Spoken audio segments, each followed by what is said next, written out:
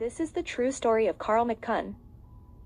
Carl McCunn was born in Munich, Germany, but was raised in San Antonio, Texas.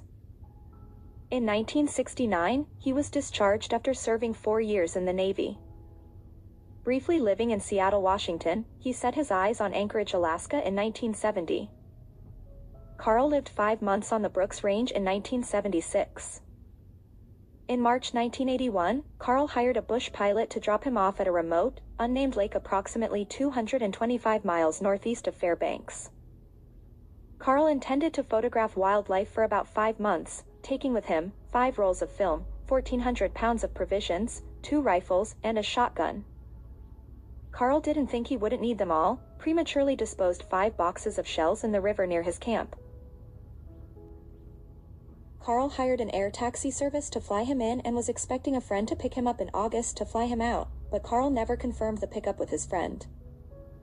As the weather grew colder, Carl's supplies began running low. When his friend failed to show up, Carl wrote in his diary, "I think I should have used more foresight about arranging my departure out of here." Carl's campsite was off the regular air traffic route, so he could not count on planes passing by. Carl wrote in his diary, "Certainly someone in town should have figured something must be wrong, me not being back by now, but then again there's probably no one in town who gives a bleep. What in the hell do those people think I gave them maps of my camp location for? Decoration?" By mid-August, Carl attempted to make his provisions last longer by shooting local game. He shot muskrat, ducks, and tried drying the meat of a caribou he observed die in the lake. Carl's diary stated, "I keep thinking of all shotgun shells I threw away about 2 months ago. Who would have known I might need them just to keep from starving?" The temperature stayed above 60, but it began to rain constantly and winds out of the south. Carl's diary indicated his hope that his family or friends would send someone to look for him.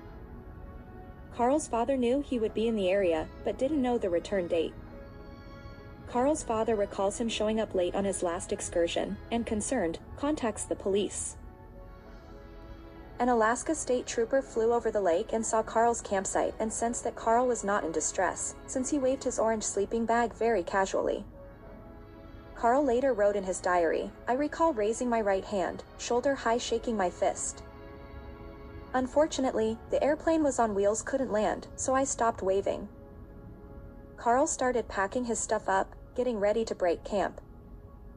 Carl doubted if the pilot took him seriously. Carl found a small cache of supplies in the snow consisting of rabbit snares, a few bits of candles while digging a trench to prepare for winter, and set off for firewood. Carl noted his diary stating that he is frightened that his end is near.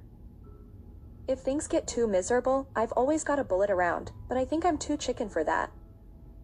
Besides, that may be the only sin I've never committed." The state trooper spoke to Carl prior to his trip and marked his campsite on the map and told him about a cabin 5 miles away. It is not unclear why Carl did not seek shelter when it got colder. Snow began falling and game became increasingly scarce. Carl set snares for rabbits, but the traps were frequently raided by wolves and foxes. By November, Carl ran out of food, his body rapidly weakening, frostbite in his hands, and no longer able to set snares. Carl wrote in his diary, "It's Thanksgiving, and I'm having dizzy spells and almost constant chills.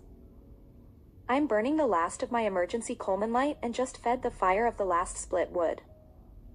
If my body has been eaten, or I take my own life, just put me under a tree. I can at least make a decent meal for some critter. I don't want my family to see me that way. Please carry out the above will." Carl instructed by whoever found him, they could have his rifle and shotgun for their trouble. Carl wrote a letter to his father, instructing him how to develop his film and all his personal belongings be given to him. He then pinned his driver's license to the note. Carl's final entry in his diary stated, "Dear God in heaven, please forgive me my weakness and my sins." They say it doesn't hurt, and Carl ended his life. By January 19th, Carl's friends became concerned and requested the authorities to search for him. Due to weather conditions, the search would not start until January 26th. On February 2, 1982, a ski-equipped plane carrying several state troopers landed at Carl's campsite. They found his tent zipped shut and discovered his frozen remains. A coroner's inquest was held in July 1982. Carl's father gave the Fairbanks Daily News Miner access to Carl's diary and 2 rolls of film. Carl's headstone states he died December 18, 1981 at age 34. The photo on the left is believed the last photo Carl had taken. To the McCunn family, this is a true tragedy and I am sorry for your pain. May the memories you shared bring you comfort. To Carl McCunn, the pain and fear you experienced had to be the worst feeling you ever endured. Thank you for your service. May you rest easy. If you like this content, please consider liking, sharing, and subscribing to my channel at MeTime806. Thank you very much.